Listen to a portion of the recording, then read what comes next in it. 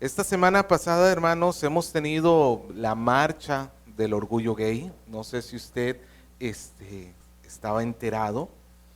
Em, por comentar algunas otras cosas que han sucedido hace algún tiempo en Bolivia, un joven de 31 años mató a su papá porque su papá dejó de darle su propina y porque le pidió que terminara la universidad. En Cusco, hace un par de meses, unos padres mataron a su bebé al arrojarlo contra el piso en varias oportunidades. Hermanos, a veces nosotros nos espantamos de ver la cantidad de malas noticias que vemos todos los días, cómo la maldad crece cada día. Constantemente estamos viendo malas noticias, estamos viendo malas situaciones, corrupción en la política, corrupción en la policía, estamos viendo cómo el asesinato crece, cómo la violencia doméstica crece, violaciones, homicidios y toda la maldad continúa creciendo. Y pues delante de tal escenario, no es raro que nos pongamos un poco fatalistas.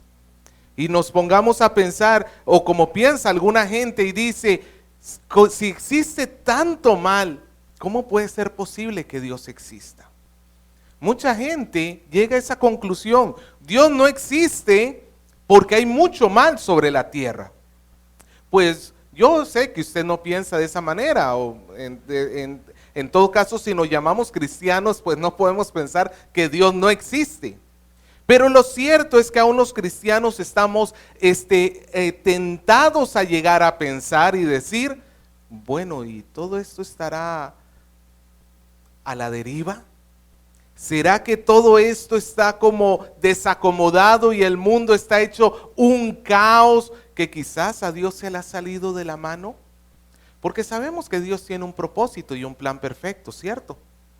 Pero cuando nosotros establecemos propósitos y planes, muchas veces se nos son frustrados por las circunstancias que hay alrededor nuestro, ¿sí o no? ¿Podrá ser que eso mismo le suceda a Dios? ¿Podrá ser que esa misma maldad que vemos hoy en día sea un obstáculo para el plan y el propósito de Dios? Eso es lo que vamos a estudiar en esta mañana. ¿Podrá Dios cumplir su pacto a pesar de la maldad de los hombres? Hoy vamos a estar estudiando el libro de Éxodo, capítulo 7, desde el versículo 7, 8, hasta el 10, 29, capítulo 10, versículo 29. Es una porción muy extensa. Yo le pedí por favor que la estudiara, la leyera con detenimiento en su casa. Si no me llego a acordar al final del sermón, por favor recuérdeme decirle cuál es la porción para esta próxima semana. Ok. Y en esta porción vamos a ver cómo la maldad del faraón va en crecimiento. Quizás usted conoce muy bien la historia. Es la historia de las 10 plagas de Egipto. Hemos estado estudiando en el libro de Éxodo cómo Dios ha enviado a este hombre llamado Moisés para poder liberar a su pueblo en esclavitud. Pues bien, ya llegamos al momento en que Moisés se va a enfrentar con Faraón y va a ser enviada las 10 plagas, vamos a estudiar 9 de ellas, pero antes de que enviase las 10 plagas el Señor, Moisés y Faraón tienen un encuentro donde Moisés arroja la vara que se convierte en serpiente para que eso sea una señal a Faraón de que viene Moisés de parte de Dios. Y hoy vamos a estar entonces, hermanos, estudiando este pasaje. A diferencia de otras veces donde yo hago la división por versículos, punto número 1 del versículo tal al tal, punto 2 del tal al tal, esta vez lo que quiero es que analicemos 3 aspectos del relato que nos van a ayudar a comprender el plan y el propósito que tiene Dios, aún con la maldad de los hombres. Así que El primer punto que quiero que analicemos, yo lo he llamado una serie de asombrosos enfrentamientos. Una serie de asombrosos enfrentamientos. La historia que nosotros tenemos por delante es una de las más épicas. Y no solamente en cuanto a la literatura bíblica, sino en cuanto a la literatura humana. Esta historia ha cautivado a miles y miles de generaciones por muchísimos años. Y es que tiene todos los elementos para hacer una gran película, una gran historia. Hasta ha sido llevada al cine. Y quizás en Semana Santa usted se dedicaba a ver las 3 horas creo que dura, ¿no es cierto? O 4 horas, que dura la película de Moisés, de los 10 mandamientos. Pues bien, es que es una historia muy llamativa, pero nosotros podemos terminar observando todo menos lo más importante que nos tiene esta historia. Podemos estar viendo al héroe. ¿Quién es el héroe? Moisés. Al villano. ¿Quién es el villano? Faraón. A la damisela en peligro, que sería el pueblo de Israel que necesita ser rescatado. Podemos estar viendo muchas cosas, pero nos podemos estar perdiendo lo que es en realidad más importante, que es la acción de Dios. Hermano, acá nosotros lo que tenemos que centrarnos es qué está haciendo Dios en este pasaje. Y lo primero que vamos a encontrar es que hay un enfrentamiento, no en sí mismo de Moisés contra Faraón, sino que el primer enfrentamiento que vamos a estar observando es un enfrentamiento entre Dios y los dioses de Egipto. Egipto era un país politeísta, tenían muchos dioses. Pero existe un único Dios verdadero. Y Dios se está revelando en este pasaje como el único Señor sobre toda la tierra. El primer enfrentamiento que tenemos es cuando la vara de Aarón se transforma en serpiente. En el capítulo 7, versículos del 8 al 13.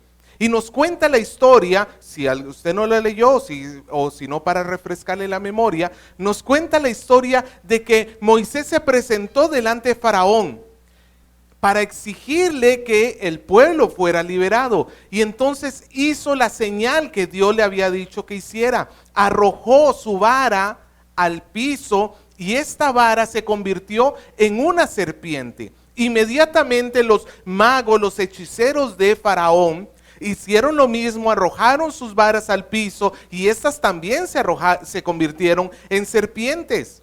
Y nos sigue diciendo la historia que la vara, la serpiente de Aarón, la serpiente de Moisés, se tragó, se comió a las 2 serpientes de los hechiceros. Recordemos que la serpiente era un símbolo del poder de Faraón. Lo habíamos hablado hace unas semanas. El faraón utilizaba una serpiente en su capucha.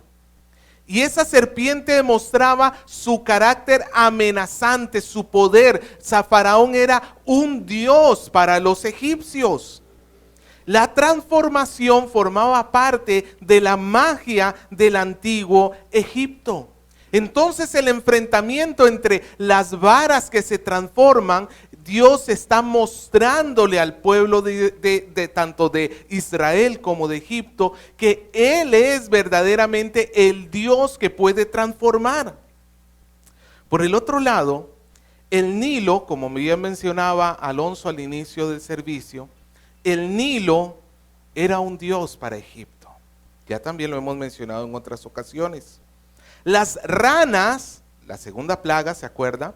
Las ranas también eran consideradas sagradas, eran expresiones de la diosa Heb, que era la diosa de la fertilidad y la resurrección. Cuando las ranas aparecían en Egipto en cualquier año normal, eso era motivo de alegría por parte de todos los egipcios, porque significaba que el Nilo venía con toda su fertilidad.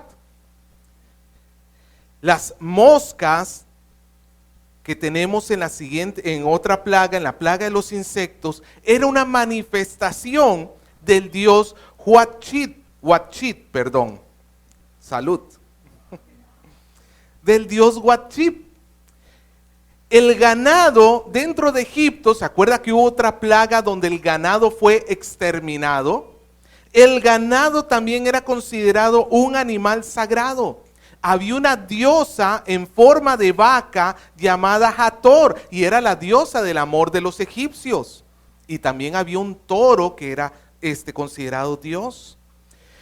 También, por ejemplo, los granizos, las tormentas, eran un dios para los egipcios, se llamaba Set y era el dios de las tormentas. Ahí vemos cómo el Señor se enfrenta a él en la plaga del granizo. Osiris era el dios de la agricultura. Y las langostas, cuando hablo de langostas no se imagine a estas que se comen, que son grandes, que son como grandes camarones, no. Estamos hablando de langostas que son como saltamontes, ¿ok? Las langostas eran el dios que traía la cosecha. Cuando las langostas llegaban, en pequeñas cantidades por supuesto, era símbolo de que la cosecha estaba cerca. Y finalmente, Ra, quizás usted ha escuchado ese nombre, Ra era el dios sol, como el Inti de los quechuas, de los incas, perdón. Era el dios sol. Pregunto, ¿en cuál plaga se enfrentó el Señor al dios sol? En las tinieblas. Vemos como en cada una de estas plagas hay un enfrentamiento entre Dios y estos supuestos dioses. Ellos confiaban de que las tormentas las manda Set y Él va a ser el que nos va a proteger, pues dice no, Dios dice no. Él decide que tienen que caer granizo y cae granizo sobre los egipcios y los termina matando a muchos de ellos. Ellos dicen que las langostas son las que traen la cosecha, al contrario, pasa la plaga de langostas y extermina con los campos de cultivo. Ellos dicen, es el Nilo el que nos va a traer la vida. No, el Nilo se convierte en sangre. La sangre es sinónimo de muerte. Vemos entonces, hermanos, cómo el Señor está por encima de los dioses que los hombres se crean. Hoy en día, hermano, nosotros vivimos en un mundo lleno de dioses. Alguien dijo, vivimos en una época descristianizada, pero no en una época sin religión. El hombre sí ha perdido muchísimo de su influencia cristiana que ha tenido a lo largo de muchos siglos. Pero el hombre no se ha quedado sin religión. Aún un ateo es un religioso.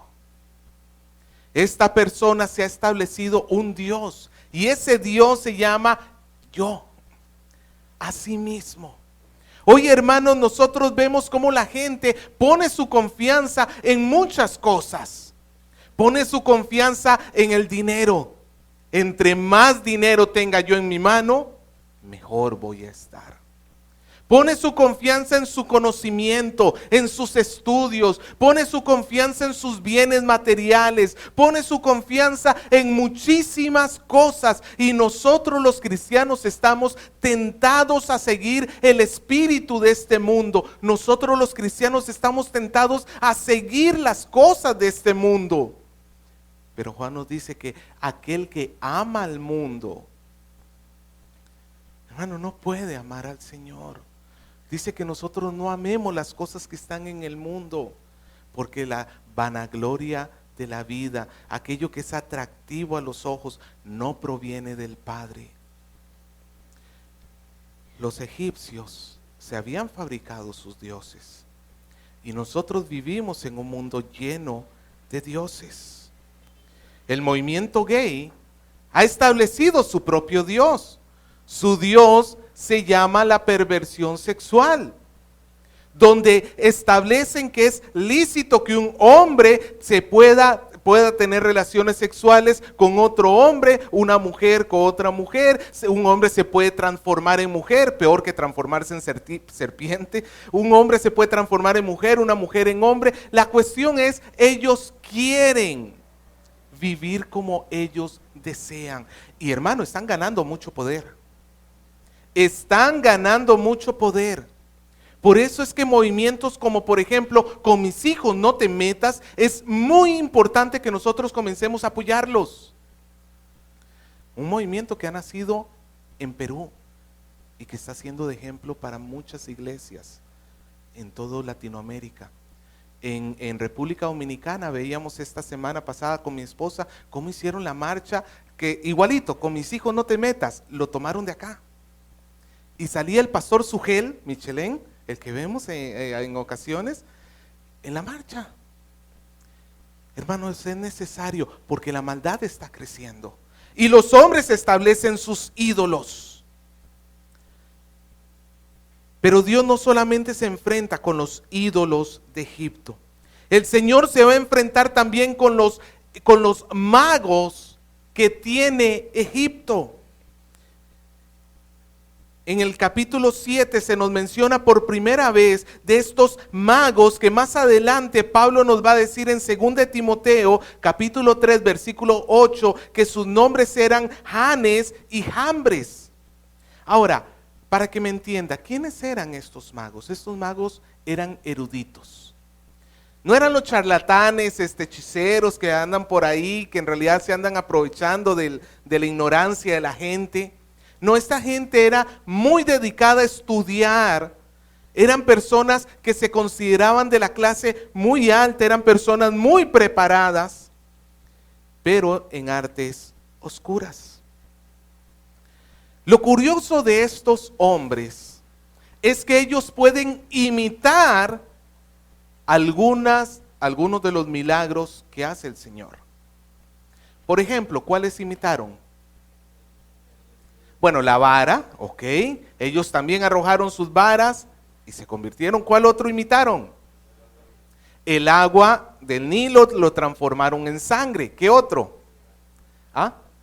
Las ranas, ellos también lograron sacar ranas. ¿De dónde habrá sido? No lo sé. La cuestión es que pudieron imitar algunos milagros. Pero la pregunta que nosotros tenemos que hacernos es, ¿por qué no pudieron revertir lo que el Señor había hecho? ¿Por qué en lugar de convertir más agua en sangre, por qué no convirtieron la sangre del Nilo en agua? ¿Por qué en lugar de traer más ranas al infestado Egipto lleno de ranas, por qué no más bien hicieron que se fueran? Porque no tienen el poder. No tienen el poder. Tal es el punto que luego vemos en el capítulo 8, versículo 18, que durante la plaga de los piojos, ellos ya no pudieron remedarlo. Y más bien tuvieron que reconocer que es el dedo de Dios el que estaba allí. Cuando sucedió lo del salpullido, nos dice que ellos ni siquiera ya podían estar delante de Faraón ni de Moisés. Estos hombres que con tanto orgullo inicialmente comenzaron a pararse delante de Faraón y a imitar las cosas de Dios, Dios los fue oprimiendo poco a poco. Incluso en el capítulo 10, versículo 7 nos dice que los siervos de Faraón se le acercaron y le dijeron, oye, creo que ya esto es demasiado. Y posiblemente ahí estaban también incluidos los magos. Entonces, hermanos, los dioses no pudieron hacer nada contra Dios. Los magos no pudieron hacer nada contra Dios. Y la otra pregunta es, ¿y Faraón? ¿Podrá Faraón doblegar la mano de Dios? Yo sé que usted ya sabe la respuesta. Pero quiero que observe cómo se va mostrando la evolución de Faraón. Faraón es un ser interesante para estudiar, porque su maldad va creciendo, su corazón se va endureciendo, cada vez está más pisoteado. pero no se arrepiente de sus pecados. Escucha lo que nos dice la Biblia, cuando se hace la señal de la vara y cuando está la primera plaga del Nilo en sangre, se nos dice que Faraón endurece su corazón. Cuando llega la plaga de las ranas, escucha la palabra de Faraón. Le dice a Moisés: oren por mí para que Dios quite las ranas y deje ir al pueblo. Cualquiera de nosotros que escucha a Faraón diciendo esto, ¿qué pensaríamos? Este hombre ya se convirtió. Pues no. Después de que las plagas fueron quitadas, su corazón se endureció más. Cuando llegó las plagas de los insectos, Faraón le dijo a Moisés: vayan y hagan su sacrificio, pero dentro de Egipto. No se me van fuera, tienen que hacerlo dentro. Ya se dio un poquito. Antes no quería ni que hicieran nada. Ya se dio un poquito. Más adelante en esa misma plaga les dice: los dejaré ir para que ofrezcan sacrificio, pero no muy lejos. Ellos tenían que ir hasta el monte de Dios. No, dice Faraón, no, hasta allá no. Aquícito nomás. Dios los sigue presionando con sus plagas, y en la plaga del granizo, en el capítulo 9, versículo 28, escucha las palabras de Faraón: he pecado, el Señor es justo y yo y mi pueblo somos impíos. De verdad, hermano, cualquiera pensaría que este hombre está arrepentido de corazón. No, está dolido porque le están doliendo las plagas. Ese es el punto, hermano. El Señor está trayendo prueba no solamente para el pueblo de Israel, sino también para Faraón, y está trayendo opresión sobre él. Está permitiendo que las dificultades lleguen a su vida. Por un momento Faraón se va a confesar como pecador, va a reconocer a Dios como justo, pero apenas se acaba el problema, su corazón se vuelve más duro todavía. Eso nos tiene que poner las barbas en remojo sobre cuál es nuestra actitud. Porque cuando tenemos problemas, todo el mundo venimos a la iglesia. Todos estamos orando. Todos estamos buscando a Dios. ¿Qué haces luego que el problema se te quita? ¿Dónde está tu corazón luego que el Señor ha tenido misericordia y ha quitado esa situación de sobre tu vida? Cuando llega la plaga de las langostas, le dice básicamente a Moisés y a Aarón, le dice: vayan a adorar, pero solo los hombres. Mujeres y niños se quedan acá. ¿Ve que ya va cediendo cada vez un poquito más? Más adelante, Faraón les dice: he pecado contra Dios y contra ustedes, perdónenme y oren por mí. Y más adelante, en la plaga de las tinieblas, Faraón les dice: bueno, vayan a adorar, hombres, mujeres y niños, pero sus ganados se quedan acá. Es como quien se está cayendo y ya nada más le queda la punta del dedo sujetándose del borde del precipicio. Pero hermanos, si bien es cierto, podemos decir que hay una cierta evolución en Faraón, pero esa evolución nunca es para arrepentimiento. ¿Sabe qué es lo más triste de Faraón? Que escuchaba la palabra de Dios. Escuchaba la palabra de Dios. ¿Qué era lo que le llegaba a decir Moisés? Jehová ha dicho así. Él estaba expuesto a la palabra de Dios, pero el corazón de Faraón cada día se volvía más duro. Ahora más adelante vamos a ampliar un poco al respecto. Pero Faraón nunca pudo ser un obstáculo para la mano de nuestro Dios. Hermano, no importa si es el presidente de la república, los congresistas, el presidente del poder judicial, no importa si es un juez, no importa si es un alcalde, no importa quién sea en este mundo, nada va a poder impedir el plan de Dios. Nosotros al presente podemos estar viendo cómo los malos ganan poder, cómo la maldad comienza a crecer, cómo las cosas comienzan, parece, a salirse del control. Pero recuerda esto: toda persona está en las manos de nuestro Señor, y toda persona está allí porque el Señor la ha puesto allí con un propósito.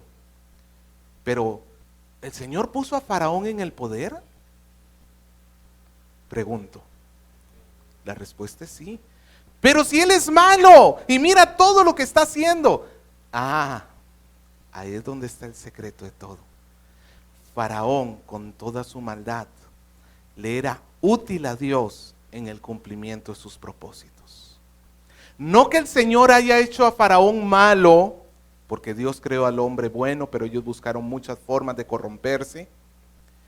Pero Dios en su sabiduría va a utilizar la maldad de Faraón para cumplir sus propósitos.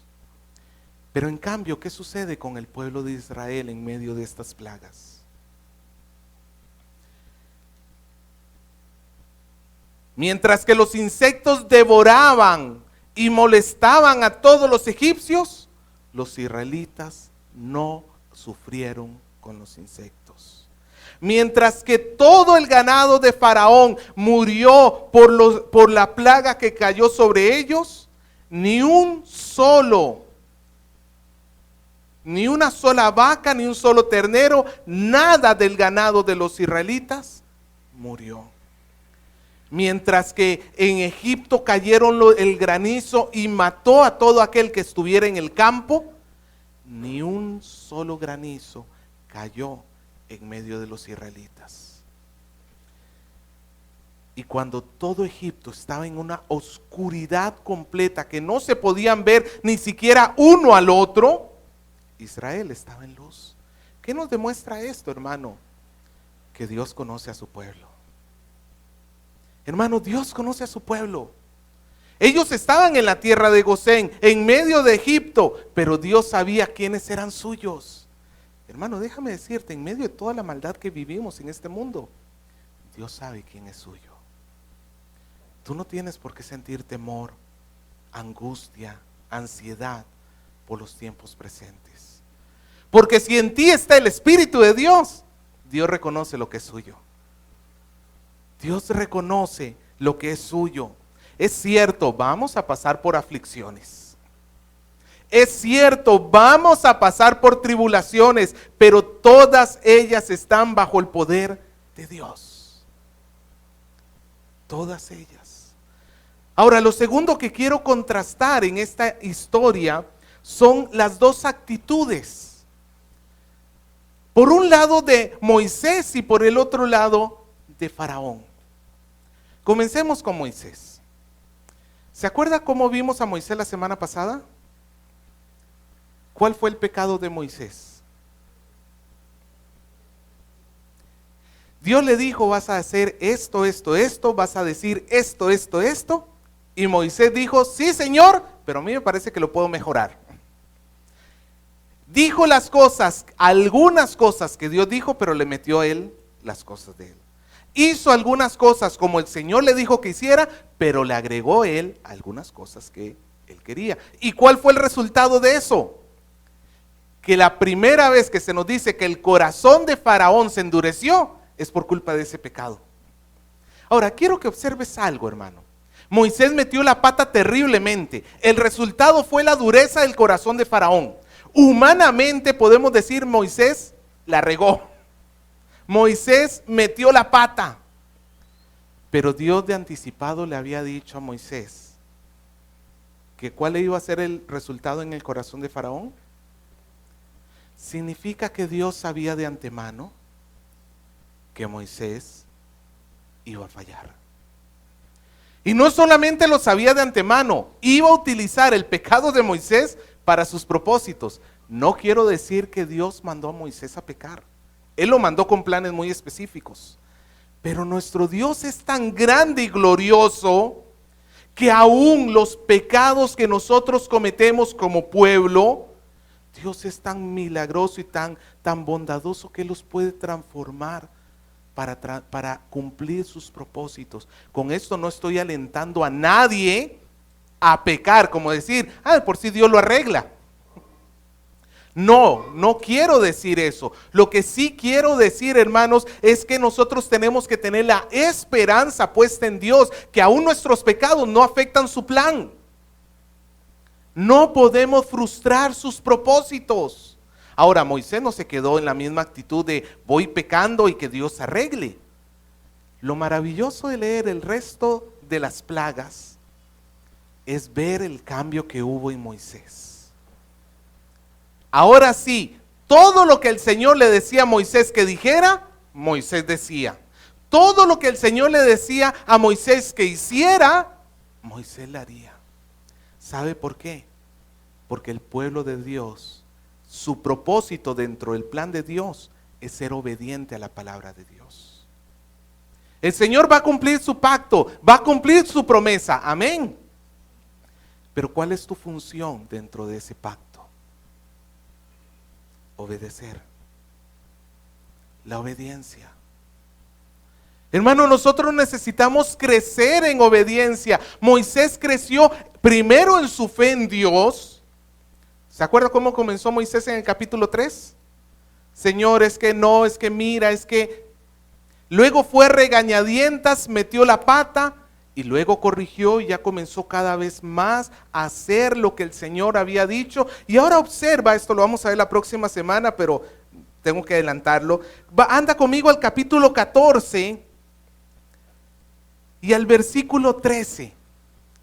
Quiero que observe la evolución de este hombre. Cómo su actitud cambió frente a la palabra de Dios. El pueblo de Israel está encerrado. Por un lado tiene el mar, por el otro lado tiene el ejército de los egipcios que viene a matarlo. Y todo el pueblo se desespera. A este hombre que decía, Señor, yo soy torpe de lengua, no sé ni qué decir. Escucha sus palabras. 14:13. No temáis, estad firmes y ved la salvación que Jehová hará hoy con vosotros, porque los egipcios que hoy habéis visto, nunca más para siempre los veréis. Jehová peleará por vosotros y vosotros estaréis tranquilos. Esto viene de un hombre que ha conocido, que ha escuchado la voz de Dios y la ha creído. Ha puesto su fe en el Señor. En cambio, el otro lado de la moneda es Faraón. Faraón, tenemos a un hombre que comienza duro de corazón y ¿sabe cómo termina? Más duro de corazón. A tal punto que ni siquiera la 10ª plaga logra quebrantar ese corazón. Porque luego de que los israelitas salen de Egipto, Faraón va por ellos a matarlos o a regresarlos a Egipto. Hermano, lo que estamos diciendo antes, pero el asunto es que los dos estaban expuestos a la palabra de Dios. Moisés escuchaba la palabra de Dios y ¿qué produjo en él? Obediencia. Faraón escuchaba la palabra de Dios y ¿qué produjo en él? Dureza. Ojo, ojo. Y eso lo mencioné creo que hace 1 o 2 semanas. Alguien dijo, el mismo sol que tenemos en los cielos, que es capaz de derretir la cera, es capaz de endurecer el barro.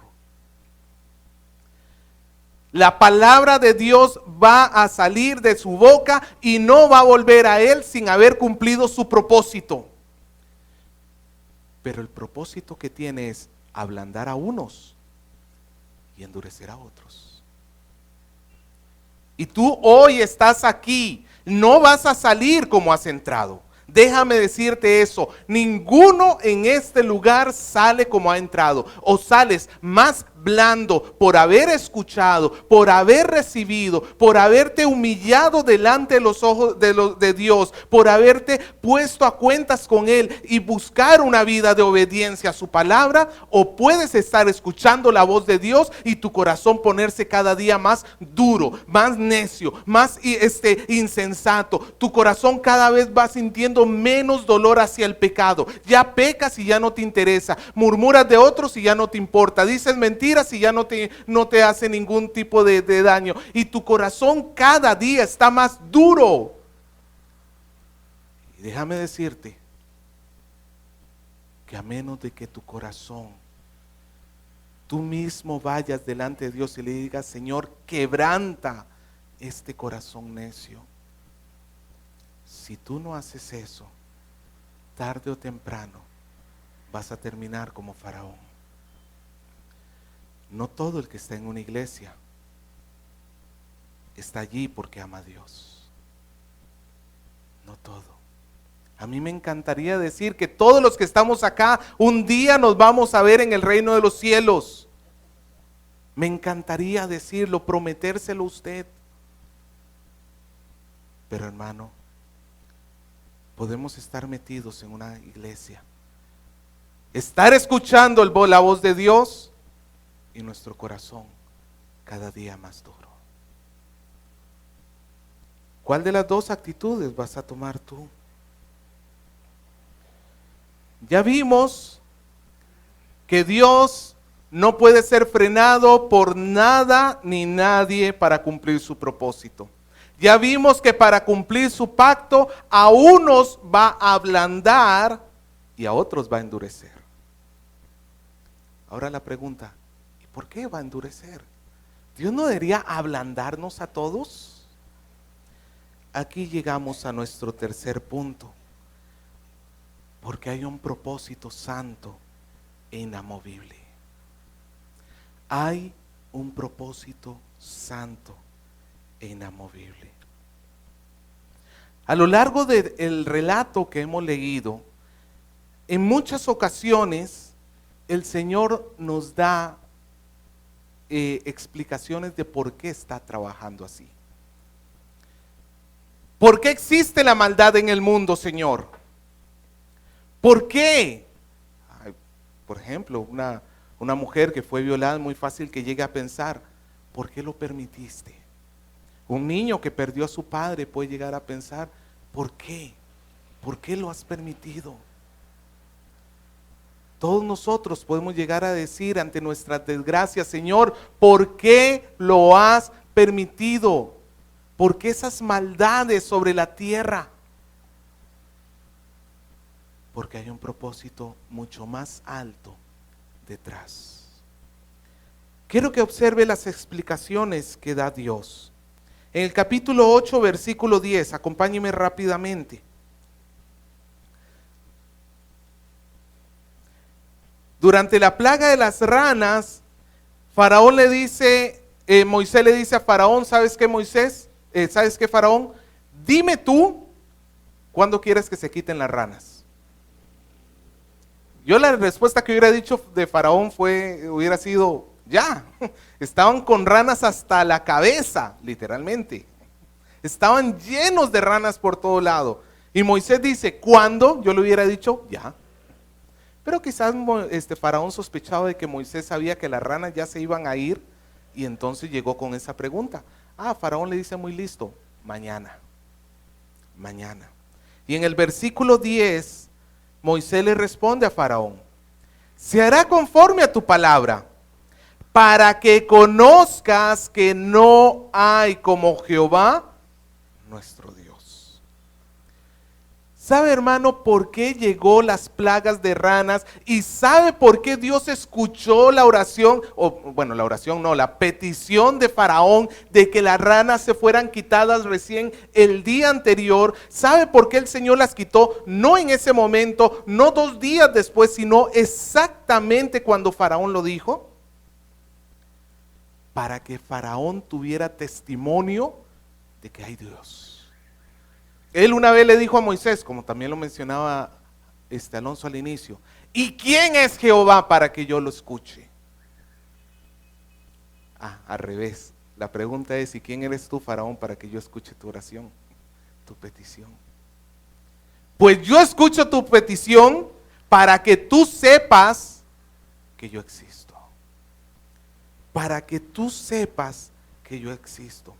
Hermano, las maldades que hay en este mundo dan la oportunidad a la iglesia de orar e interceder y hacer buenas obras por los malos, por nuestros enemigos. Cuando alguien te hace daño, ¿cómo le tienes que responder tú? Con bien, haciéndole el bien, porque haciendo eso tú le estás mostrando a esa persona que Dios existe. Pero si tú le haces el mal, si tú te vengas,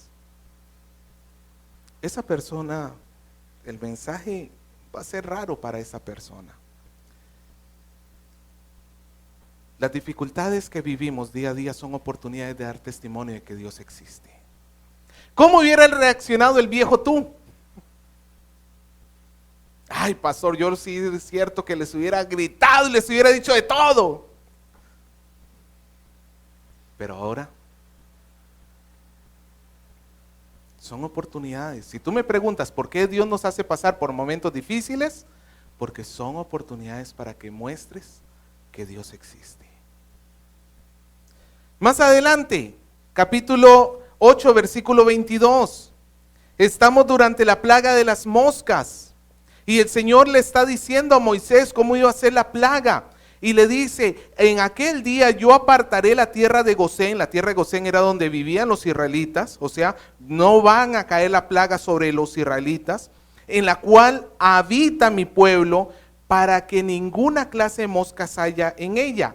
A fin de que sepas que yo soy Jehová en medio de la tierra. En otras palabras, esta prueba le estaba mostrando a los israelitas que el Señor es el Dios de la tierra. ¿Quién era el Dios o el Señor sobre Egipto? El Señor sobre la tierra de Egipto para los egipcios. Faraón. Y todo sucedía conforme a la voluntad de Faraón. Pues dice Dios, no. Esto va a suceder así para que sepan que yo estoy en control. Capítulo 9, versículo 14 y 15. Dios está hablando con Moisés acerca de la plaga del granizo y le dice, porque yo enviaré esta vez todas mis plagas a tu corazón. Eso es lo que Moisés le tenía que decir a Faraón. Yo enviaré esta vez todas mis plagas a tu corazón, sobre tus siervos y sobre tu pueblo, para que entiendas que no hay otro como yo en toda la tierra. Porque ahora yo extenderé mi mano y para herirte a ti y a tu pueblo de plaga, y serás quitado de la tierra. Capítulo 9, versículo 29. Y le respondió Moisés, que estaba hablando con Faraón, tan pronto salga yo de la ciudad, extenderé mis manos y los truenos cesarán y no habrá más granizo, para que sepas que de Jehová es la tierra. Hermano, aquello en lo cual tú estás poniendo tu esperanza, aquello en lo cual tú estás poniendo tu confianza, el dinero, la salud, lo que tú quieras, ¿a quién le pertenece? A Dios. ¿Sabes por qué a veces el Señor permite que se nos apriete la salud o el dinero? A veces puede ser ese el propósito, porque estamos poniendo mucha nuestra confianza en esas cosas y el Señor necesita demostrarnos que no dependemos de eso. Nuestra dependencia, ¿de quién es? Es de Dios. Y finalmente mira el capítulo 10, versículo 2.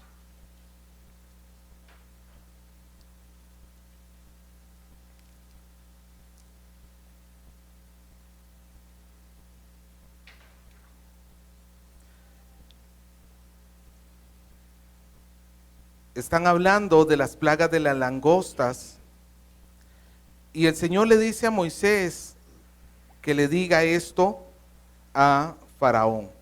Le dice desde el versículo 1, le dice, porque yo he endurecido tu corazón y el corazón de tus siervos para mostrar entre ellos estas señales. Eso era lo que el Señor estaba haciendo con Egipto, lo estaba endureciendo. Pero mira el versículo 2. Y para que cuentes a tus hijos, o sea, a Moisés, Moisés, hago esto para que tú cuentes a tus hijos y a tus nietos las cosas que yo hice en Egipto. mis señales que hice en ellos, entre ellos, para que sepáis que yo soy Jehová. ¿Sabe por qué pasamos momentos duros y difíciles? Para que luego que el Señor recibamos la ayuda del Señor, recibamos la fortaleza del Señor, nosotros podamos ser fuente para nuestros hijos de decirle: hijo, confía en el Señor, vas a poder sostenerte, lo hizo conmigo, lo podrá hacer contigo. Hermano, cualquier problema que nos lleve a tener una comunión más cercana hacia el Señor no es una maldición, es una bendición, aunque no lo parezca a simple vista. Aunque no lo parezca. El Señor tenía un propósito muy santo para con su pueblo. Pero en el capítulo 9, versículo 16,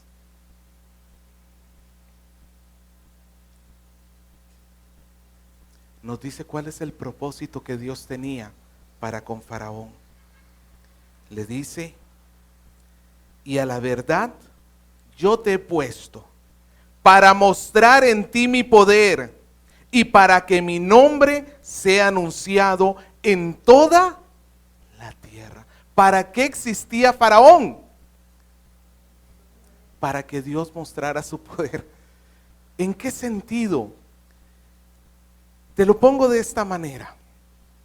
Cuando nosotros vemos un buen juez, de estos tan raros que existen, esta clase que está casi extinta, pero vemos un buen juez, un hombre derecho, un hombre que no acepta cohecho, un hombre que cumple con su deber, y al malvado lo manda a la cárcel, ¿su nombre no gana renombre?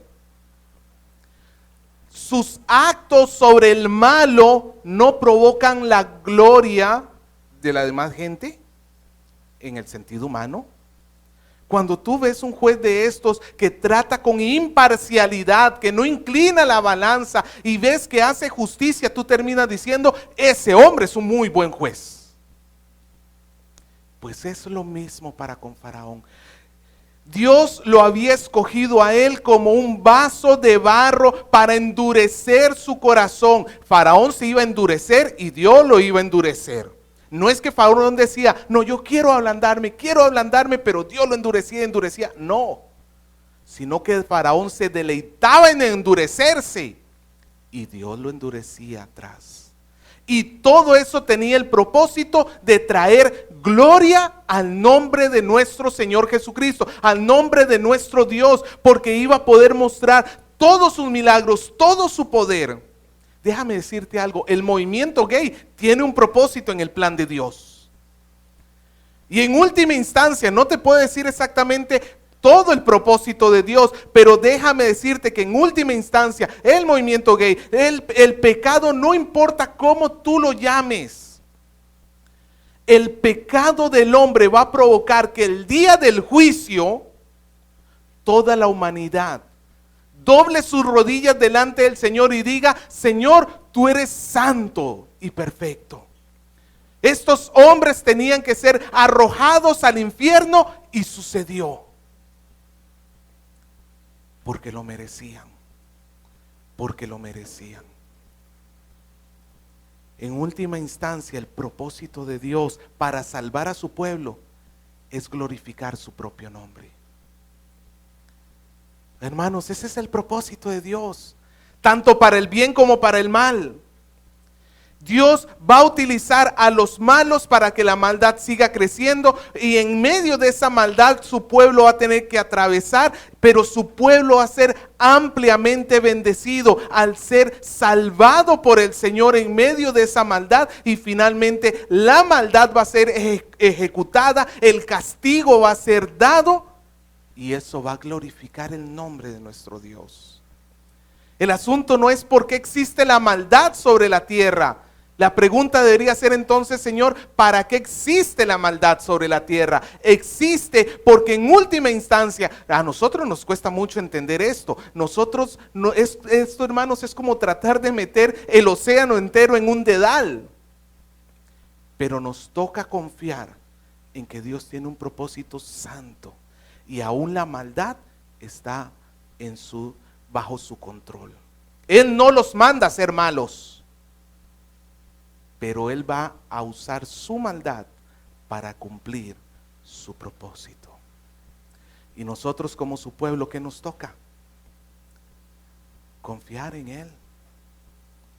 Hermano, a mí me asombra porque Dios tuvo misericordia. De Faraón tuvo misericordia porque no le cayeron los juicios inmediatamente. Es más, pregunto, ¿cuánto le costaba a Dios quitarle la vida a Faraón?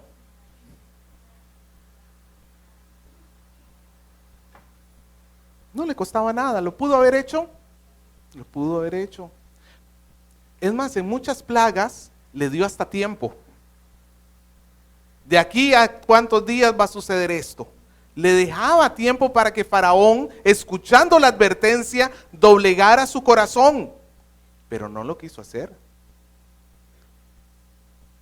Pero también tuvo misericordia de su pueblo. ¿Se acuerda qué fue lo último que hizo el pueblo de Dios que vimos la semana pasada? Cuando Moisés regresó a ellos diciéndole, el Señor los va a liberar, nos dicen en el capítulo 6, que estaban tan acongojados que no quisieron escucharlo. El pueblo de Dios le había dado la espalda a Dios. ¿Y qué hace Dios con ese pueblo infiel? Con este pueblo incrédulo. Aún así lo salva. Señor, gracias por esa enorme misericordia. Es lo que se tenía que esperar que dijeran estos hombres. Señor, yo te di la espalda. ¿Y tú qué hiciste conmigo? Me salvaste. Pues hermanos, esa es la condición de todos nosotros. No hay aquí ninguno de nosotros que pueda decir, yo le soy perfectamente fiel al Señor. Ninguno. Somos muchas veces infieles. Infieles y ni nos damos cuenta. Es más, nos damos de santos. Pero ¿qué hace el Señor con nosotros? El Señor es grande en misericordia. Su pueblo tiene razón para alabarle al ver la misericordia sobre sí mismo, sobre el pueblo, y al ver la justicia hacia la maldad. Nosotros tenemos muchas razones para adorarle. Pero ahora, hermano, ya habiendo visto que Dios no solamente no se frustra en sus planes ante el mal, sino que el mal va a ser un instrumento divino para cumplir sus planes, quiero llamarte a la reflexión. ¿Qué estás haciendo tú cuando escuchas la palabra de Dios? ¿Estás siguiendo la actitud de Moisés de ablandar cada día más tu corazón para obedecerle cada día más? ¿O estás tomando la actitud de Faraón de endurecerlo más y más? Si tú te estás endureciendo, yo te ruego hoy, hermano, te lo ruego. Tú no sabes si esta es la última oportunidad que Dios te está dando para que te arrepientas de tus pecados. Tú no lo sabes. Tú no sabes si este es el último momento que el Señor en tu vida te está dando esta oportunidad. Lo cierto es que de Él no te puedes escapar. Faraón con todo su poder no lo pudo hacer. ¿Y tú crees que sí lo vas a poder hacer? No, hermano, arrepiéntete hoy. Ven a Cristo, pídele perdón a Él. No seas un fariseo, no seas una persona obstinada e necia. Pídele perdón a Él para que el Señor cambie ese corazón de piedra y te dé un corazón de carne, un corazón vivo, un corazón que le ame en verdad. Porque el Señor o manifiesta en ti su gloria salvándote, o va a manifestar en ti su gloria condenándote eternamente. ¿Qué vas a hacer frente al llamado del Señor? ¿Qué vas a hacer ante el Señor?